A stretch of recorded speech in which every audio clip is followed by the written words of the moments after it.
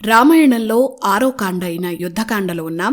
Last ఎపిసోడ్లో లంకా యుద్ధం గురించి చెప్పుకున్నాం కదా. ఆ యుద్ధంలో ఇంద్రజిత్ తన కుట్రలతో రామలక్ష్మణులను నాగాస్త్రంతో బంధించటం, ఆ నాగబంధాన్ని గరుత్మంతుడు వచ్చి విడిపించటం, ఈ వివరాలన్నీ తెలుసుకున్నాం. ఆ తర్వాత ఏం జరిగిందో ఈ ఎపిసోడ్లో తెలుసుకుందాం. రామలక్ష్మణులు బతికే ఉన్నారని తెలిసి రావణుడు ఆగ్రహంతో బిగ్గరగా అరిచాడు. ఆ కోపంతో ధూమ్రాక్ష అనే రాక్షసుణ్ణి పిలిచాడు.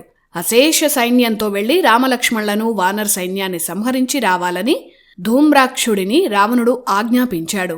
ధూమ్రాక్షుడు అతి భయంకరమైన ఉన్మాదుల్లాంటి రాక్షస సైన్యంతో యుద్ధానికి బయలుదేరాడు. వానరులకు ధూమ్రాక్ష సైన్యానికి భీకర యుద్ధం జరిగింది. వానరులు తమ బలంతో చెట్లు పీకి రాక్షసులపై విసిరేస్తున్నారు. వారి రథాలను ధ్వంసం చేస్తున్నారు. వారి ధాటికి భయపడి రాక్షస సైన్యం పరుగులు తీసింది. అది చూసి ధూమ్రాక్షుడు వానరుల దగ్గరకు వచ్చాడు. ధూమ్రాక్షుడు మంచి ధనుర్ధారి. అతని ధనుస్సు నుంచి వచ్చే 100 బాణాలు వానరులను సంహరించాయి. ఇదంతా చూస్తున్న హనుమ ఆగ్రహంతో ఒక పెద్ద బండరాయి తీసుకుని ధూమ్రాక్షుడి వైపు వెళ్లాడు. ఆ బండరాయితో ధూమ్రాక్షుడి రథాన్ని ముక్కలు చేశాడు. మరో పెద్ద బండరాయిని ధూమ్రాక్షుడి తలపై పడేశాడు. ఆ దెబ్బకి ధూమ్రాక్షుడు ఆ బండరాయి కింద నలిగి మరణించాడు. అతని ఘోర మరణం చూసి అతనితో వచ్చిన రాక్షసులు పారిపోయారు. ధూమ్రాక్షుడు మరణించాడని తెలిసి రావణుడు రగిలిపోయాడు. వజ్రదంష్ట్ర అనే మరో రాక్షస వీరుణ్ణి పిలిచాడు. రామలక్ష్మణులను వానరులను సంహరించాలని రావణుడు అతణ్ణి ఆజ్ఞాపించాడు. వజ్రదంష్ట్రుడు మాయా విద్యలు తెలిసినవాడు. లక్షల మంది రాక్షస సైన్యం, గజ సైన్యం, అశ్వ సైన్యాలతో వజ్రదంష్ట్రుడు యుద్ధానికి బయలుదేరాడు. అంత ఎత్తు ఉండే ఆ రాక్షసుణ్ణి చూసి చాలామంది వానరులు ఆశ్చర్యపోయారు. అంగదుడు మోహరించిన దక్షిణ ద్వారం వైపు వజ్రదంష్ట్ర సైన్యం వచ్చింది. అక్కడ అంగద సైన్యానికి వజ్రదంష్ట్ర సైన్యానికి ఘోర యుద్ధం జరిగింది. రాక్షస సైన్యం ముళ్ల గదలు, కత్తులు, బాణాలతో దాడి చేస్తుంటే వానరులు పెద్ద పెద్ద బండరాళ్లు, వృక్షాలను పెకలించి దాడులు చేస్తున్నారు. ఒక్కో బండరాయి కింద 10ల సంఖ్యలో రాక్షసులు మరణిస్తున్నారు. అలా అంగదుడి సైన్యం వజ్రదంష్ట్ర సైన్యం మొత్తాన్ని తుక్కుతుక్కు చేసింది. ఇక అంగదుడికి వజ్రదంష్ట్రకు నేరుగా యుద్ధం జరిగింది. వజ్రదంష్ట్ర తన వాడి బాణాలతో అంగదుణ్ణి గాయపరిచాడు. కోపంతో రగిలిపోయిన అంగదుడు మొదట పెద్ద బండరాయితో రథాన్ని ధ్వంసం చేశాడు. ఆ తర్వాత మరో పెద్ద బండరాయిని వజ్రదంష్ట్ర మీద వేసినా అతను తప్పించుకున్నాడు. వారిద్దరి మధ్య మల్ల యుద్ధం జరిగింది. చివరికి అంగదుడు ఆ రాక్షసుడి ఒరలోనే ఉన్న కత్తిని తీసి ఆ కత్తితో వజ్రదంష్ట్ర శిరస్సును ఖండించాడు. అక్కడితో వజ్రదంష్ట్రుడు మరణించాడు. అప్పటికి ప్రాతకాలమైంది. అంటే సంపూర్ణంగా ఒక రోజంతా యుద్ధం జరిగింది. అయినా ఆగకుండా యుద్ధం సాగుతూనే ఉంది. వజ్రదంష్ట్ర కూడా మరణించాడని తెలిసాక రావణుడు ఈసారి అస్త్ర విద్యలో నిష్ణాతుడైన అకంపనుణ్ణి 2వ రోజు ప్రాతకాల సమయంలో యుద్ధానికి పంపించాడు. అకంపన అనే పేరుతో రావణ సైన్యంలో 2 అకంపనుడు భారీ సైన్యంతో యుద్ధానికి కదిలాడు. రావణుడు దేవతల మీద దాడి చేసినప్పుడు ఈ అకంపనుడు విధ్వంసం సృష్టించాడు. అంతటి శక్తివంతుడు. అకంపన సైన్యానికి, వానర సైన్యానికి భారీ యుద్ధం జరిగింది. 2 వైపులా ప్రాణ నష్టం జరిగింది. తమ వానరులందరికీ నష్టం కలుగుతోందని వానర వీరులైన కుముద, నల, మైంద వీరికి ఆగ్రహం వచ్చింది. వారు ముగ్గురు కలిసి అకంపన సైన్యం మొత్తాన్ని సంహరించారు. అప్పుడు అకంపనుడు తన ధనుర్విద్యను ప్రదర్శించాడు. అతను ప్రయోగించిన అస్త్రాలకు ఎంతోమంది వానరులు ఎగిరి ఎక్కడో పడ్డారు. ఎంతోమంది మరణించారు. అకంపనుడు ఇలాగే విజృంభిస్తే కష్టమని హనుమంతుడు అనుకున్నాడు. ఒక్కసారిగా హనుమంతుడు పర్వతమంత శరీరాన్ని పెంచి అకంపనుడి ముందు నిల్చున్నాడు. హనుమపై అకంపనుడు బాణాలు సంధించాడు. కాని ఆ బాణాలను హనుమ లెక్క కూడా చేయలేదు. హనుమ తన చుట్టూ ఉన్న రథాలను, రాక్షసులను తొక్కుకుంటూ అకంపనుడి దగ్గరకు వెళ్లాడు. హనుమ ఆకారాన్ని చూసి చాలామంది రాక్షసులు పారిపోయారు. ఆ తర్వాత హనుమ ఒక పెద్ద వృక్షాన్ని పెకలించి ఆ వృక్షంతో అకంపనుడి తల పగులగొట్టాడు. అలా అకంపనుడు హనుమ చేతుల్లో మరణించాడు. అప్పటికి 2వ రోజు పూర్వాహ్నమైందని రామాయణంలో ఉంది. పూర్వాహ్నం అంటే ప్రాతకాలానికి మధ్యాహ్నం సమయానికి మధ్యకాలమన్నమాట. ఆ సమయంలో అకంపనుడు మరణించాడు. అకంపనుడు మరణించాడని తెలిసాక రావణుడు కొంచెం భయపడ్డాడు.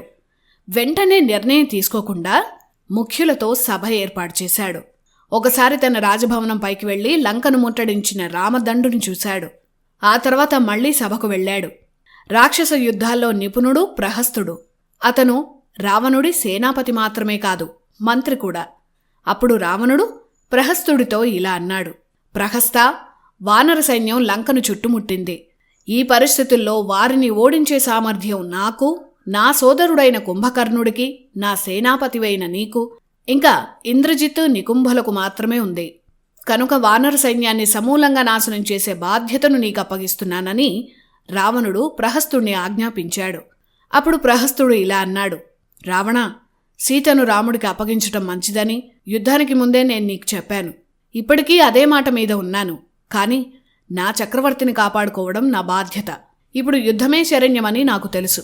అందుకే నీకు విజయాన్ని దక్కించేలా యుద్ధం చేస్తానని రావణుడికి మాట ఇచ్చి లక్షల మంది రాక్షస సైన్యంతో ప్రహస్తుడు యుద్ధానికి బయలుదేరాడు. ప్రహస్తుడు మాయలు తెలిసిన రాక్షసులను కూడా తన సైన్యంతో పాటు తీసుకువెళ్లాడు.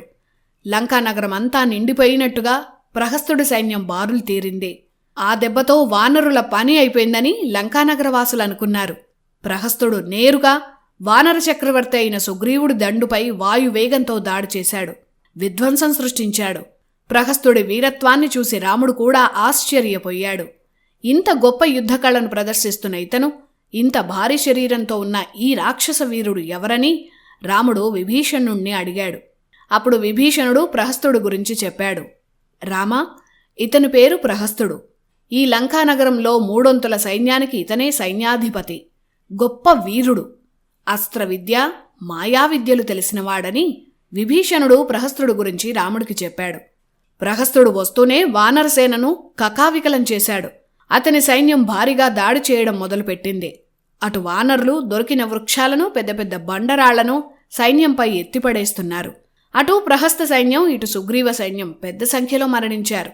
ప్రహస్తుడి ముఖ్య అనుచరులైన నరాంతక, కుంభహను, మహానాద, సమున్నత వీరంతా దొరికిన వానరులను సంహరిస్తున్నారు. యుద్ధం బీభత్సంగా కనిపిస్తోంది. ఎక్కడ చూసినా రక్తపు మడుగులే కనిపిస్తున్నాయి. ఇలా దాడి చేస్తున్న రాక్షసులపై వానరులు ఒక్కసారిగా ఎదురుదాడి చేశారు. ప్రహస్తుడి అనుచరుడైన నరాంతకుడిని వానర వీరుడు ద్వివిధుడు పర్వత శిఖరంతో మోది సంహరించాడు. మరో వానర వీరుడు దుర్ముఖుడు ఒక మహావృక్షాన్ని పెకలించి ఆ వృక్షంతో ప్రహస్తుడి మరో అనుచరుడైన సమున్నతుణ్ణి సంహరించాడు. జాంబవంతుడు మహానాదుడిని, వానర వీరుడు తారుడు కుంభహనువుని సంహరించారు. అలా ప్రహస్తుడి ముఖ్య అనుచరులంతా మరణించారు. ఆ కోపంతో ప్రహస్తుడు కనిపించిన వానరులపై దివ్యాస్త్రాలు సంధించి 1000 మందిని సంహరించాడు. మాయా విద్యలతో అదృశ్యమవుతూ చాలామంది వానరులను ముప్పుతిప్పలు పెట్టాడు. అలా విజృంభిస్తున్న ప్రహస్తుడిని వానర వీరుడు నీలుడు చూశాడు.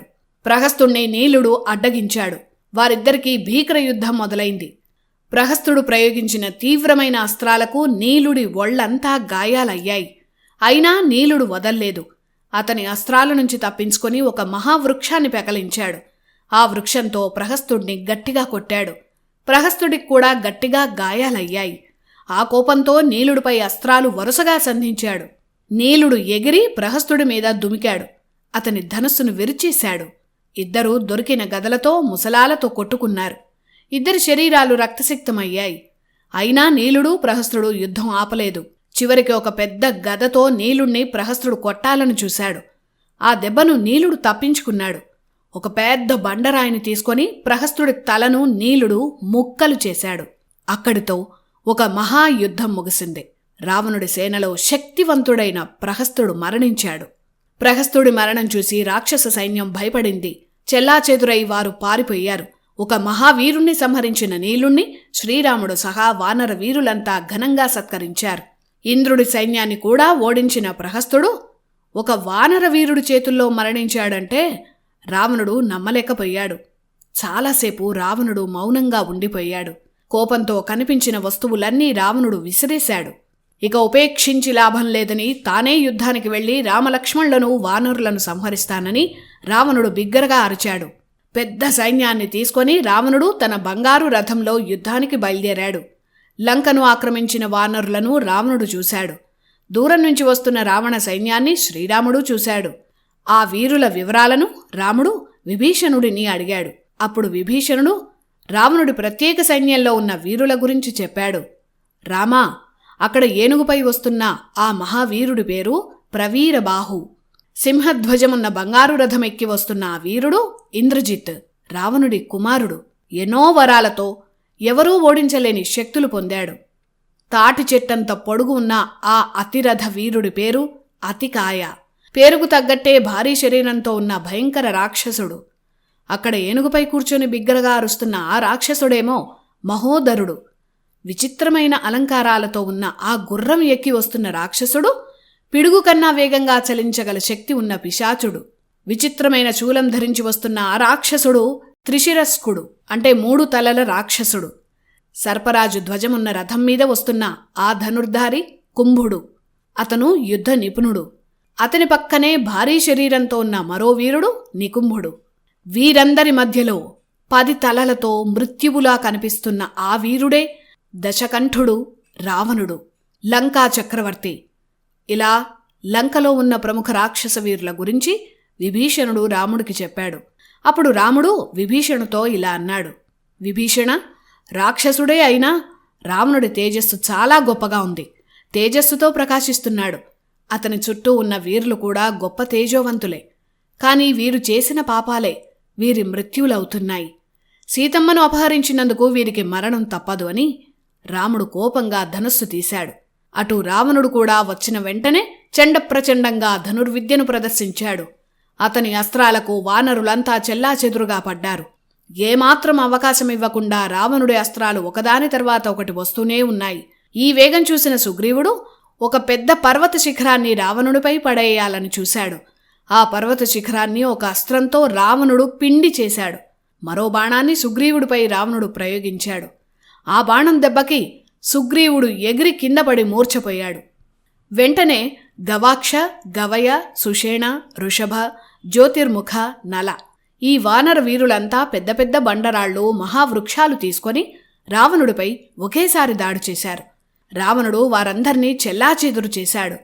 రావణుడి ధనుర్విద్య ధాటికి వానర వీరులెవ్వరూ నిలబట్టం లేదు. అప్పుడు రాముడే నేరుగా రావణుడితో యుద్ధం చేయాలని సిద్ధమయ్యాడు. కాని లక్ష్మణుడు వచ్చాడు. అన్నా, ఈ పాపాత్ముడితో యుద్ధానికి నువ్వెందుకు?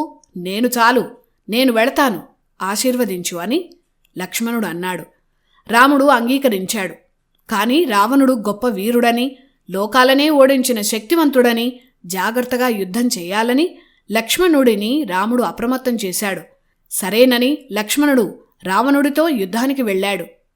అప్పటికే విధ్వంసం సృష్టిస్తూ ఎంతోమంది వానరులను సంహరించిన రావణుడి ముందుకు లక్ష్మణుడు వెళ్ళాడు.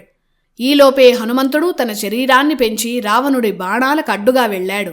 రావణ, నీ చావు మా వానరుల చేతుల్లోనే. నీ కుమారుడైన అక్షుణ్ణి చంపింది నేనే. నీ చావు నా చేతుల్లోనే అని హనుమంతుడు బిగ్గరగా అరిచాడు. ఆ కోపంతో రావణుడు హనుమంతుడి ఛాతీపై ఒక్క దెబ్బ కొట్టాడు. అంతటి హనుమంతుడు కూడా రావణుడి దెబ్బకు అల్లంత దూరం ఎగిరిపడి మళ్లీ క్షణంలో తేరుకొని లేచాడు. మళ్లీ అదే వేగంతో వచ్చి రావణుణ్ణి హనుమ గట్టిగా కొట్టాడు. ఆ దెబ్బకి రావణుడు కూడా దూరంగా పడ్డాడు. అప్పుడు హనుమంతుడి వీరత్వాన్ని రావణుడు ప్రశంసించాడు. ఇలా రావణ హనుమ మధ్య యుద్ధం భీకరంగా సాగింది. హనుమతో యుద్ధం చేస్తూనే రావణుడు ఆ పక్కనే ఉన్న వానర సైన్యాధిపతి నీలుడిపై దివ్యాస్త్రాలు ప్రయోగించటం మొదలుపెట్టాడు. రావణుడు నీలుడి మధ్య యుద్ధం జరిగింది. రావణుడు నీలుణ్ణి తన బాణాలతో నిలువరించాడు. అప్పుడే నీలుడు ఒక్కసారిగా తన శరీరాన్ని ఒక చిన్న కోతిలా మార్చాడు. రావణుడి రథంపై ఉన్న ధ్వజంపై కోతి రూపంలో గెంతాడు. అక్కడ్నుంచి రావణుడి కిరీటం పైన అతని ధనుస్సు మీద పదే పదే గెంతుతూ రావణుణ్ణి నీలుడు తెగ చిరాకు పెట్టాడు. అప్పుడు రావణుడు నీలుడిపై ఆగ్నేయాస్త్రాన్ని ప్రయోగించాడు. అగ్ని చిమ్ముతో ఆ అస్త్రం నీలుణ్ణి దహించింది. అతను కింద పడిపోయాడు. కాని అగ్నిదేవుడి అంశతో జన్మించినవాడు నీలుడు కనుక అగ్ని అతన్ని ఏమీ చేయదు. అందువల్ల ఆ అగ్ని నీలుడి ప్రాణం తీయలేదు. నీలుడు మూర్ఛపోవడం చూసిన లక్ష్మణుడు ఆగ్రహించాడు. రావణుడి రథానికి అడ్డంగా లక్ష్మణుడు వెళ్ళాడు. వానరులతో కాదు, తనతో యుద్ధం చేయాలని లక్ష్మణుడు ధనుస్సు ఎక్కుపెట్టాడు. వారిద్దరి మధ్య చాలాసేపు దివ్యాస్త్రాలతో యుద్ధం జరిగింది. ఇద్దరూ సమఉజ్జీలుగా ఉన్నారు. చివరికి రావణుడు ఆగ్రహించి బ్రహ్మ ప్రసాదించిన శక్తి అనే అస్త్రాన్ని లక్ష్మణుడిపై ప్రయోగించాడు. ఆ శక్తి అస్త్రం ధాటికి లక్ష్మణుడు సొమ్మసిల్లి పడిపోయాడు. లక్ష్మణుడిని తన స్థావరంలో బంధించాలని రావణుడు అతని దగ్గరకు వచ్చాడు. రావణుడు ఎంత ప్రయత్నించినా లక్ష్మణుణ్ణి అంగుళం కూడా కదల్చలేకపోయాడు. విష్ణు అంశ అయిన లక్ష్మణుడి శక్తి చూసి రావణుడు ఆశ్చర్యపోయాడు. లక్ష్మణుడు పడిపోవడం చూసిన హనుమ వేగంగా వచ్చి రావణుణ్ణి ఒక్క దెబ్బ కొట్టాడు. ఆ దెబ్బకు రావణుడు దూరంగా ఎగిరిపడ్డాడు. వెంటనే లక్ష్మణుణ్ణి ఎత్తుకొని రాముడి దగ్గరకు తీసుకువెళ్లాడు హనుమ. అంతటి బలవంతుడు హనుమ. ఇక లాభం లేదని రాముడే యుద్ధరంగంలోకి దిగాడు. రావణుడు భారీ శరీరంతో ఉన్నాడు. రాముడి కంటే కనీసం 10 రెట్లు ఎత్తైన మనిషి. అప్పుడే హనుమ వచ్చాడు. రామా, నా భుజాలపై కూర్చొని రావణుడితో యుద్ధం చెయ్యి అన్నాడు. హనుమ కూడా రావణుడితో సమానమైన ఎత్తుకి తన శరీరాన్ని పెంచాడు. అతని భుజాలపై రాముడు కూర్చొని అద్భుతమైన దివ్యాస్త్రాలతో రావణుణ్ణి చిత్తు చేస్తున్నాడు. రావణుడికి కనీసం అవకాశం కూడా ఇవ్వకుండా బాణాలతో ముంచెత్తాడు. హనుమ రాముడికి అనుకూలంగా ఎగురుతూ యుద్ధాన్ని మరింత తీవ్రంగా మార్చాడు. ఒక శక్తివంతమైన బాణంతో రాముడు రావణుడి గుండెలపై దాడి చేశాడు. ఆ దెబ్బకి రావణుడు రథంపై కుప్పగూలాడు. వెంటనే మరో బాణంతో రావణుడి కిరీటాన్ని రాముడు కొట్టాడు. కిరీటం కింద పడిపోయింది. అవమాన భారంతో రావణుడు దీనంగా రథంలో కూర్చున్నాడు. అప్పుడు రాముడు ఇలా అన్నాడు: ఓ రావణ, నువ్వు యుద్ధంలో అలసిపోయావు. నీ రాజభవనానికి వెళ్ళు. అలసట తీర్చుకొని శక్తి కూడదీసుకొని మళ్లీ యుద్ధానికి వచ్చేందుకు నేను నీకు అనుమతిస్తున్నాను. ఇక వెళ్ళి రేపు రా అన్నాడు. ఆ మాటలకు రావణుడు సిగ్గుతో చచ్చిపోయాడు. దీనావస్థలో ఉన్న రావణుడు ఇక చేసేది లేక తన భవనానికి వెళ్ళిపోయాడు. అలా యుద్ధంలో మొదటిసారి రావణుడు ఒక నరుడైన రాముడి ధనుర్విద్య ముందు ఓడిపోయాడు. రావణుడు తన రాజభవనానికి వెళ్ళాడు. ఓటమి భారంతో కుంగిపోయాడు. తన రాక్షస ప్రముఖుల ముందు దిగాలుగా కూర్చున్నాడు. అప్పుడే రావణుడు తన మరణ కారణాలను, శాపాలను గుర్తు చేసుకుని భయపడ్డాడు. దేవదానవులతో మరణముండదని బ్రహ్మ రావణుడికి వరం ఇచ్చాడు. నరుడు తనకో లెక్కే కాదని రావణుడు అహంకారం ప్రదర్శించాడు. ఇప్పుడు ఒక నరుడి చేతుల్లో తన మరణం ఉండబోతోందా అని రావణుడు భయపడ్డాడు. ఆనాడు ఇక్ష్వాకు వంశంలో రాముడి పూర్వీకుడైన అనరణ్యుణ్ణి రావణుడు సంహరించాడు. నిన్ను చంపేవాడు నా వంశంలో జన్మిస్తాడని మరణించే ముందు అనరణ్యుడు రావణుణ్ణి శపించాడు. ఆ శాపాన్ని కూడా గుర్తు చేసుకుని రావణుడు భయపడ్డాడు. ఎందుకంటే ఆనాడు వేదవతిని రావణుడు బలాత్కరించబోయాడు. ఆ అవమానంతో వేదవతి ఆత్మాహుతి చేసుకుంటూ వచ్చే జన్మలో నీ మృత్యువుగా జన్మిస్తానని శపించింది. ఆ వేదవతే సీతగా జన్మించి పగ తీర్చుకుంటోందని రావణుడు భయపడ్డాడు. ఇంకో పక్క కైలాసంలో నందిని కోతిలా ఉన్నావని రావణుడు ఒకసారి అవమానించాడు. అయితే ఆ కోతులే నీ కొంప ముంచుతాయని నందీశ్వరుడు శపించాడు. ఇప్పుడు వానరులు నిజంగానే లంక కొంప ముంచారు. రంభను బలాత్కరించినప్పుడు ఇంకోసారి స్త్రీని బలాత్కారం చేస్తే తల పగిలి మరణిస్తావని కుబేరుడి కుమారుడు నలకూబరుడు శపించాడు. అలా తన శాపాలన్నింటినీ రావణుడు గుర్తు చేసుకొని ధైర్యం కోల్పోయాడు. వెంటనే రాక్షస సైన్యాన్ని అప్రమత్తం చేశాడు. శ్రీరాముణ్ణి సంహరించాలంటే కుంభకర్ణుడి వల్లే అవుతుందని రావణుడు అనుకున్నాడు. నిద్రపోతున్న కుంభకర్ణుణ్ణి నిద్రలేపి తన దగ్గరకు తీసుకురావాలని రావణుడు ఆజ్ఞాపించాడు. కుంభకర్ణుడు 6 నెలలు నిద్రపోతాడు, ఒక్కరోజు మెలకువగా ఉంటాడు. అలా కుంభకర్ణుడు అంతకుముందే ఒకసారి నిద్రలేచి మళ్లీ పడుకున్నాడు. అతను నిద్రపోయి అప్పటికి 9 రోజులే అయింది. అయినా సరే ఇప్పుడే కుంభకర్ణుణ్ణి నిద్రలేపాలని రావణుడు ఆజ్ఞాపించాడు. ఒక పెద్ద పర్వతమంత ఎత్తుండే కుంభకర్ణుడు తన 2 బాహువులతో రామలక్ష్మణులను నలిపి పారేస్తాడని రావణుడు అనుకున్నాడు. రాక్షసులు కుంభకర్ణుడు నివసించే ప్రాంతానికి వెళ్లారు. ఎటు చూసినా ఒక యోజనం వైశాల్యముండే ఒక కోట లాంటి భవనంలో కుంభకర్ణుడు నిద్రపోతూ ఉంటాడు. పర్వతమంత శరీరమున్నవాడు కనుక అంత పెద్ద భవనాన్ని తమ్ముడి కోసం రావణుడు నిర్మించాడు. కుంభకర్ణుడు వదిలే శ్వాసే పెద్ద సుడిగాలిలా ఉంటుంది. ఆ గాలికి అక్కడికి వచ్చిన సైనికులు ఎగిరిపడుతున్నారు. అతి కష్టం మీద సైనికులు కుంభకర్ణుడు నిద్రపోతున్న భారీ గదిలోకి వెళ్లారు. అక్కడ కుంభకర్ణుడు నిద్రపోతున్న మంచం కోళ్ల దగ్గర ఈ రాక్షస సైనికులు పిట్టల్లా ఉన్నారు. 100 మంది సైనికులు తాళ్ల సాయంతో ఆ మంచం మీదకెక్కారు. పెద్ద గుర్రు పెడుతూ నిద్రపోతున్న కుంభకర్ణుణ్ణి శూలాలతో పొడుస్తూ పెద్ద పెద్ద శబ్దాలు చేస్తూ నిద్రలేపడానికి ప్రయత్నించారు.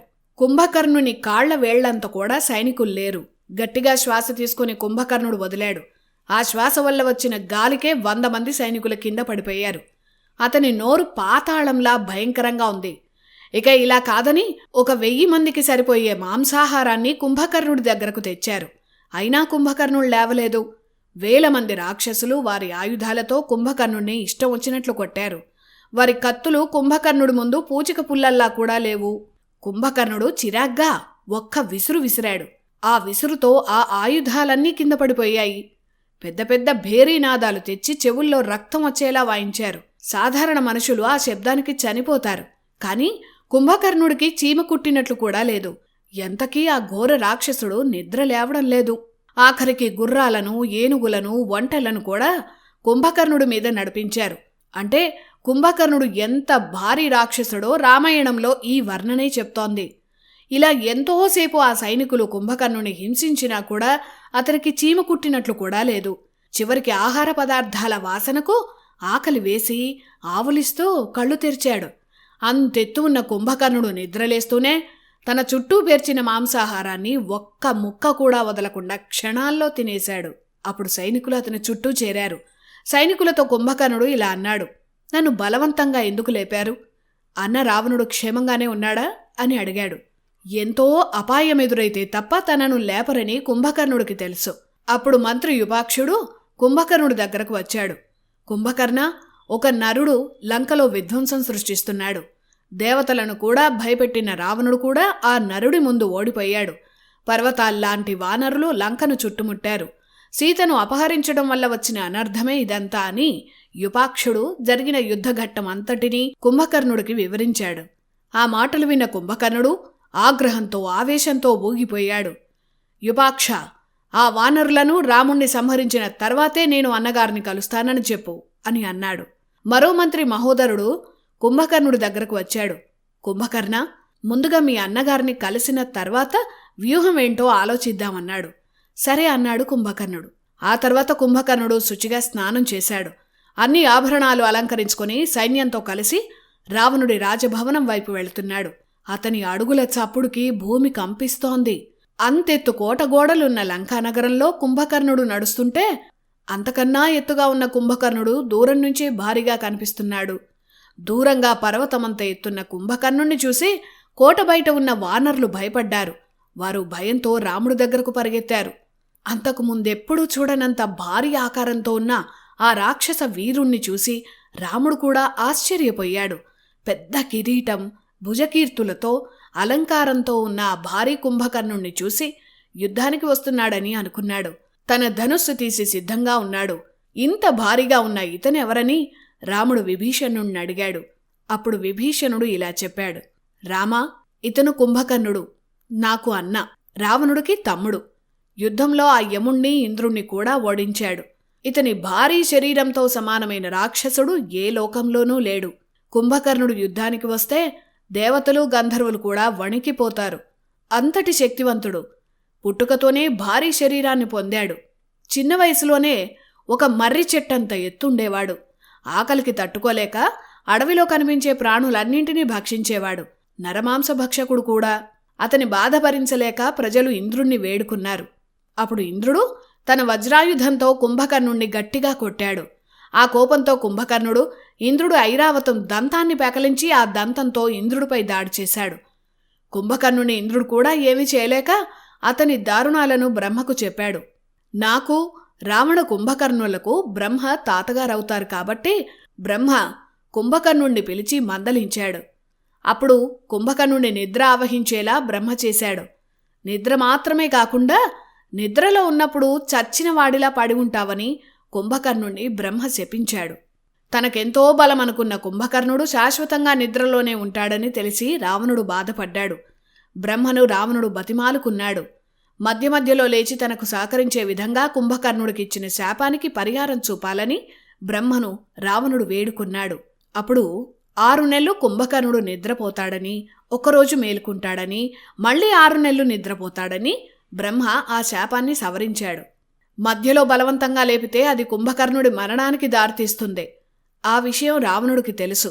అయినా సరే తప్పని పరిస్థితుల్లో కుంభకర్ణుణ్ణి నిద్ర నుంచి లేపాడు. రామా, ఈ కుంభకర్ణుడు ఒక్కరోజులో మన సైన్యాన్నంతటినీ ఆహారంగా తినేయగల శక్తి కలిగినవాడు అని విభీషణుడు కుంభకర్ణుడు గురించి అన్ని వివరాలు వివరంగా చెప్పాడు. కుంభకర్ణుడు నేరుగా యుద్ధానికే వస్తున్నాడని అనుకుని రాముడు తన సైన్యం అంతటినీ సిద్ధంగా ఉంచాడు. కాని కుంభకర్ణుడు రావణుడి రాజభవనంలోకి వెళ్ళాడు. అక్కడ కుంభకర్ణుడు కూర్చునేందుకు వీలుగా రాజభవనం బయట ఒక పెద్ద ఆసనం వేయించాడు. అలా రావణ కుంభకర్ణులు కలిశారు. శ్రీరాముడు వానరసేనతో సాగరంపై వారధి నిర్మించి రావడం, యుద్ధంలో బీభత్సం సృష్టించటం, ఈ ఘట్టాలన్నీ రావణుడు కుంభకర్ణుడికి వివరంగా చెప్పాడు. ప్రధాన వీరులు యుద్ధంలో మరణించారు.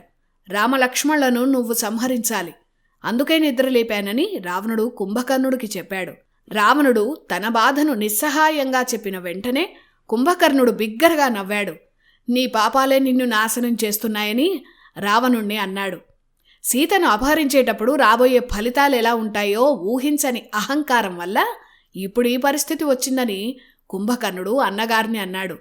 సీతను రాముడికి అప్పగిస్తే ఈ యుద్ధభయం తొలగిపోతుందని సలహా ఇచ్చాడు. కుంభకర్ణుడి మాటలకు రావణుడికి ఆగ్రహం కట్టలు తెంచుకుంది. సహాయం కోసం పిలిస్తే ఇలా నీతి వాక్యాలు చెప్తున్నావా అని కుంభకర్ణుణ్ణి రావణుడు నానా మాటలన్నాడు. కాసేపటికి కుంభకర్ణుడే రావణుణ్ణి శాంతింపజేశాడు. ఎవరు తప్పు చేసినా నిన్ను కాపాడుకోవడం నా బాధ్యత అని కుంభకర్ణుడన్నాడు. యుద్ధంలో విధ్వంసం సృష్టించి నీకు విజయాన్ని దక్కిస్తానని అన్నకు మాటిచ్చాడు. శ్రీరాముణ్ణి సంహరిస్తానని అన్నాడు. కుంభకర్ణుడి ఆయుధం శూలం. ఆ శూలం 2 తాటి చెట్లంత పొడవుగా ఉండే భయంకర శూలం. ఆ శూలం అతని చేతిలో ఉన్నంతసేపు కుంభకర్ణుణ్ణి ఓడించటం కష్టం.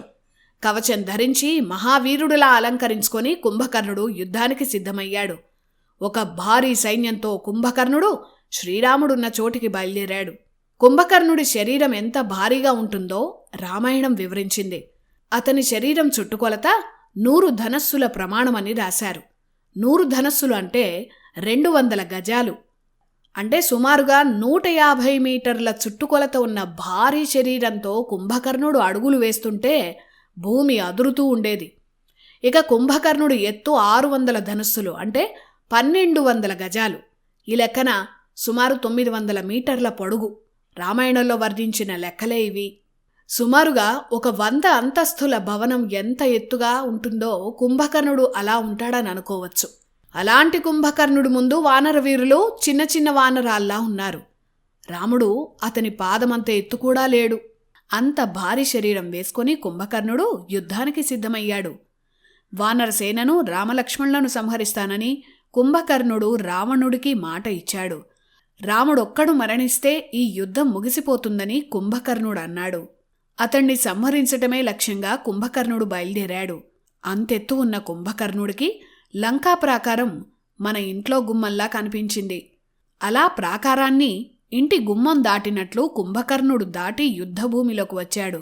అతణ్ణి చూడగానే సాధారణ వానరులు భయపడి తలో దిక్కు పరిగెత్తారు.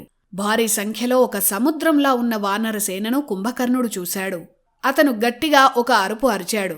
ఆ శబ్దానికే చాలామంది వానరులు రక్తం కక్కుకొని మరణించారు. కుంభకర్ణుడు నడుస్తుంటే భూమి కంపిస్తోంది. ఆ కంపనాలకు వానరులు ఎగిరెగిరి పడుతున్నారు. వానరుల్లో మహావీరులైన నలుడు, నీలుడు, గవాక్షుడు, కుముదుడు కూడా కుంభకర్ణుణ్ణి చూసి భయపడిపోయారు. వారందరికీ అంగదుడు ధైర్యం చెప్పాడు. మళ్లీ వానరసేనను ఒకచోటికి చేర్చాడు. వానరులంతా కనిపించిన చెట్లను, వృక్షాలను, పెద్ద పెద్ద బండరాళ్లను కుంభకర్ణుడిపైకి విసిరారు. అవేవి ఆ మహారాక్షసుణ్ణి ఏమీ చేయలేకపోయాయి. కుంభకర్ణుడు అప్పుడు ఒక్కసారిగా విదిలించాడు. ఆ దెబ్బకి కంపించిన భూమిని చూసి వానరులు ఎగిరి కింద పడ్డారు. ఆగ్రహంతో కుంభకర్ణుడు వానరులను తొక్కుకుంటూ ముందుకు వెళ్లాడు. అతని పాదాల కింద నలిగి 1000 మంది వానరులు మరణించారు. ఆ భయానికి ఎంతోమంది వానరులు చెల్లాచెదురయ్యారు. ఓ పక్క అంగదుడు వారిలో ధైర్యం నింపాడు. ఒక రాక్షసుడికి భయపడే జాతి మనది కాదన్నాడు. ఇతని అన్న రావణుణ్ణి 4 సముద్రాల నీళ్లు తాగించిన తన తండ్రి వాలి వీరత్వాన్ని గుర్తు చేశాడు. ఈ రాక్షసులెంతటి వారైనా మన ముందు నిలవలేరని అంగదుడు ఉత్సాహపరిచాడు. వెంటనే చెల్లాచెదురైన వానరులంతా ప్రాణాలు పోయినా సరే ఈ కుంభకర్ణుణ్ణి ఓడించాలని నిర్ణయించుకున్నారు. ఇక వానరులు తమకు తెలిసిన ఆకాశ గమన విద్యను ప్రదర్శించారు. గాల్లోకి ఎగురుతూ పెద్ద పెద్ద వృక్షాలను, రాళ్లను కుంభకర్ణుడిపై పడేశారు. కాని అవేవీ కుంభకర్ణుణ్ణి గాయపరచలేదు. ఆ శక్తి సరిపోలేదు వారికి. హనుమంతుడికి కూడా ఏమీ అర్థం కాలేదు. అందరూ రాముడి వ్యూహం కోసం ఎదురుచూస్తున్నారు. ఈలోపు 1000 మంది వానరులంతా ఒక పర్వతం మీదకెక్కినట్టు కుంభకర్ణుడి మీదకెక్కారు. దొరికిన ఆయుధాలతో ఆ రాక్షసుణ్ణి కొడుతున్నారు. వానరులు కప్పేయడం వల్ల కుంభకర్ణుడు కనిపించలేదు. అంతలా వానరులు ఆ రాక్షసుడిపై దాడి చేశారు. కాని కుంభకర్ణుడు ఒక్కసారిగా తన శరీరాన్ని విదిలించాడు. భవనం మీద నుంచి కింద పడ్డట్లు వానరులంతా కింద పడ్డారు. ఎంతోమంది వానరులను కుంభకర్ణుడు భక్షించాడు కూడా. ఎంత ప్రయత్నించినా కుంభకర్ణుణ్ణి నియంత్రించడం సాధ్యం కావడం లేదు. ఏం చేయాలో వారికి అర్థం కావడం లేదు. తన చేతిలో ఉన్న అతిపెద్ద శూలంతో కుంభకర్ణుడు వానర సైన్యాన్ని శరవేగంగా సంహరిస్తున్నాడు. వారంతా పరుగులు తీస్తూ శ్రీరాముణ్ణి శరణు వేడారు. మరోవైపు అంగదుడు ఒక పెద్ద పర్వత శిఖరాన్ని పట్టుకొని ఎగురుతూ వెళ్లి కుంభకర్ణుడి తలపై కొట్టాడు. ఆ దెబ్బకు బాధపడిన కుంభకర్ణ శూలంతో అంగదుడిపై దాడి చేశాడు. ఆ శూలాన్ని తప్పించుకొని తన బలమంతా కూడదీసుకొని అంగదుడు కుంభకర్ణుడి గుండెలపై కొట్టాడు. ఆ దెబ్బకి ఆ రాక్షసుడు పెద్దగా అరిచాడు. అప్పుడు బలంగా అంగదుణ్ణి కొట్టాడు. ఆ దెబ్బకి అంగదుడు స్పృహ కోల్పోయాడు. అది చూసిన సుగ్రీవుడు ఒక పెద్ద పర్వతాన్ని కుంభకర్ణుడిపై పడేశాడు. కాని ఆ పర్వత శిఖరం ఆ రాక్షసుడిపై పడి మొక్కలైంది. కాని అతనికి ఏమీ కాలేదు. వెంటనే ఆ భారీ శూలాన్ని కుంభకర్ణుడు సుగ్రీవుడిపై విసిరాడు. ఆ శూలాన్ని సుగ్రీవుడు పట్టుకున్నాడు. కుంభకర్ణుడి చేతుల్లోని శక్తివంతమైన ఆ ఆయుధాన్ని సుగ్రీవుడు ధ్వంసం చేశాడు. ఆ కోపంతో కుంభకర్ణుడు ఆ పక్కనే ఉన్న ఒక కొండ చర్యను విరిచి సుగ్రీవుడిపై దాడి చేశాడు. ఆ దెబ్బకు సుగ్రీవుడు స్పృహ కోల్పోయాడు. ఇలా కుంభకర్ణుడు బీభత్సం సృష్టించాడు. భారీగా శరీరాన్ని పెంచి సుగ్రీవుడు పడిపోయాడు. స్పృహ తప్పిన సుగ్రీవుణ్ణి కుంభకర్ణుడు మోసుకొని లంకకు వెళ్ళిపోయాడు. సుగ్రీవుణ్ణి సంహరిస్తే యుద్ధం ముగిసిపోతుందని కుంభకర్ణుడు భావించాడు. లంకలోకి వెళ్ళాక సుగ్రీవుడికి స్పృహ వచ్చింది. తాను బందీగా ఉన్నట్లు గ్రహించాడు. వెంటనే లేచి కుంభకర్ణుణ్ణి తన వాడి గోళ్లతో ఇష్టం వచ్చినట్టు రక్కాడు. చెవులు, ముక్కు, ముఖం ఏది వదలకుండా దాడి చేశాడు.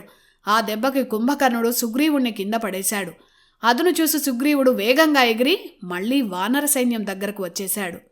ఆ కోపంతో కుంభకర్ణుడు మళ్లీ ఒక పెద్ద ముళ్లకర్ర లాంటి ఆయుధాన్ని పట్టుకొని వానర సైన్యం మీదకు వచ్చాడు. కోపంతో 1000 మంది వానర సైన్యాన్ని వధించాడు. అప్పుడు లక్ష్మణుడు కుంభకర్ణుడికి ఎదురుగా నిలిచాడు. తన బాణాలతో దాడి చేశాడు. లక్ష్మణుడి వీరత్వాన్ని కుంభకర్ణుడు కూడా మెచ్చుకున్నాడు. వెంటనే కుంభకర్ణుడు రాముడిపై దాడి చేయాలని చూశాడు. అప్పుడు రాముడు కుంభకర్ణుడిపై అస్త్రాలు సంధించాడు. ఆ అస్త్రాల దెబ్బకి కుంభకర్ణుడు తీవ్రంగా అరిచాడు. అతి వేగంగా రాముడి వైపు దూసుకొచ్చాడు. అతని చేతిలో ఒక పెద్ద గద ఉంది. మరోవైపు రాముడు తీవ్రమైన బాణాలతో కుంభకర్ణుడి గుండెపై కొట్టాడు. ఆ బాణం చేసిన గాయాలకు కుంభకర్ణుడి చేతిలో ఉన్న గదను కింద పడేశాడు. అదే అదనుగా రాముడు కుంభకర్ణుడి శరీరమంతా బాణాలతో ముంచెత్తాడు. ఆ రాక్షసుడి శరీరమంతా రక్తమయమైంది.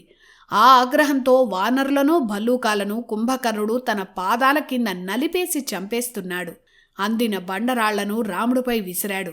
కాని రాముడు ఆ అస్త్రాలను వాటిని దారిలోనే పేల్చేశాడు. రక్తమయమైన బాధలో కుంభకర్ణుడు రాక్షసులను కూడా గుర్తుపట్టలేక తన వారిని కూడా భక్షించాడు. అది లక్ష్మణుడు గమనించాడు. అప్పుడు లక్ష్మణుడు రాముడితో ఇలా అన్నాడు: అన్నా రామా, ఈ రాక్షసుడిప్పుడు తన వారెవరో వానరులెవరో గుర్తుపట్టే స్థితిలో లేడు. అందుకే వానర వీరులను కుంభకర్ణుడి మీదకెక్కి కింద పడేటట్లు చేద్దాం. ఇతను కింద పడితే మళ్లీ లేవలేడు. ఆ ఆలోచన రాముడికి నచ్చింది. వెంటనే 1000 సంఖ్యలో వానరులు కుంభకర్ణుడిపైకి ఎక్కారు. వానరులు ఎక్కుతున్న కొద్దీ కుంభకర్ణుడు వారిని దులిపేస్తున్నాడు. అయినా వానరులు పట్టు వదలకుండా కుంభకర్ణుణ్ణి కింద పడేసేందుకు అతన్ని కప్పే విధంగా లంఘిస్తున్నారు. ఈలోపు రాముడు ధనస్సు తీసుకున్నాడు. ఎన్ని అస్త్రాలు సంధిస్తున్నా ఆ రాక్షసుడికి బాధ కలగలేదు. చివరికి రాముడు వాయువ్యాస్త్రాన్ని ప్రయోగించాడు. ఆ అస్త్రంతో కుంభకర్ణుడి ఎడమ చేయిని భుజాల వరకు ఖండించాడు. అతని చేయి తెగి కింద పడిపోయింది. అది చూసి కుంభకర్ణుడు పెద్దగా అరిచాడు. అయినా కుడి చేయిలో ఉన్న ఇనుప గదతో సుగ్రీవ సైన్యాల మీద కుంభకర్ణుడు దాడి చేశాడు. పెద్ద వృక్షాన్ని తీసి రాముడిపై విసిరేద్దామనుకున్నాడు. అప్పుడు రాముడు ఇంద్రాస్త్రాన్ని ప్రయోగించి 2వ చేతిని కూడా ఖండించాడు. కుంభకర్ణుడి 2 చేతులను రాముడు ఖండించాడు. 2 చేతులు లేని కుంభకర్ణుడు ఆ బాధతో అటూ ఇటూ తిరుగుతూ వానర సైన్యాన్ని తొక్కుతూ విధ్వంసం సృష్టించాడు. అప్పుడు రాముడు 2 బాణాలను ఒకేసారి ప్రయోగించి కుంభకర్ణుడు 2 పాదాలను ఖండించాడు. పాదాలు లేని కుంభకర్ణుడు అతిపెద్ద శరీరంతో రాముడి మీద పడబోయాడు. అప్పుడు రాముడు రామబాణాలతో కుంభకర్ణుడి ముఖమంతా బాణాలతో దాడి చేశాడు. మూర్ఛపోయి అంత భారీ శరీరంతో పక్కన పడిపోయాడు కుంభకర్ణుడు. మరో శక్తి అస్త్రంతో శ్రీరాముడు కుంభకర్ణుడి శిరస్సును ఖండించాడు. అక్కడితో కుంభకర్ణుడి కథ సమాప్తమైంది. కుంభకర్ణుణ్ణి సంహరించిన శ్రీరాముడికి వానరులు జయ జయధ్వనాలు చేశారు. కుంభకర్ణుడు మరణించాడని తెలిసిన రావణుడు కుప్పగూలి కింద పడిపోయాడు. రావణుడి బంధుగణం కూడా ఈ వార్త తెలిసి భయపడ్డారు. కుంభకర్ణుణ్ణి రాముడు ఎలా సంహరించాడో అర్థం కాక రావణుడు కుమిలిపోయాడు. రావణుడికి భయం పట్టుకుంది. యుద్ధంలో తాను ఓడిపోతాననే భయం ఆవహించింది. నాడు విభీషణుడు చెప్పినట్టు వినాల్సిందేమో అని ప్రాణభయంతో వణుకుతూ రావణుడు అనుకున్నాడు. కాని మరోపక్క బంధువే అయిన త్రిశిరుడు రావణుడికి ధైర్యం చెప్పాడు. శ్రీరాముడి కంటే నీవే వీరుడివి అని, రాముణ్ణి సంహరించేందుకు తాను వెళతానని త్రిశిరుడు చెప్పిన మాటలు విని రావణుడికి మళ్లీ ధైర్యం వచ్చింది.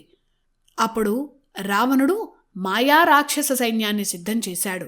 వారంతా ఆకాశంలో సంచరించగలరు. అందరూ మాయా విద్యల్లో నిష్ణాతులు. అలాంటి వారిని సిద్ధం చేశాడు. అలాగే అన్ని విద్యల్లో గొప్పవారైన తన కుమారులందరూ యుద్ధానికి సిద్ధమయ్యారు.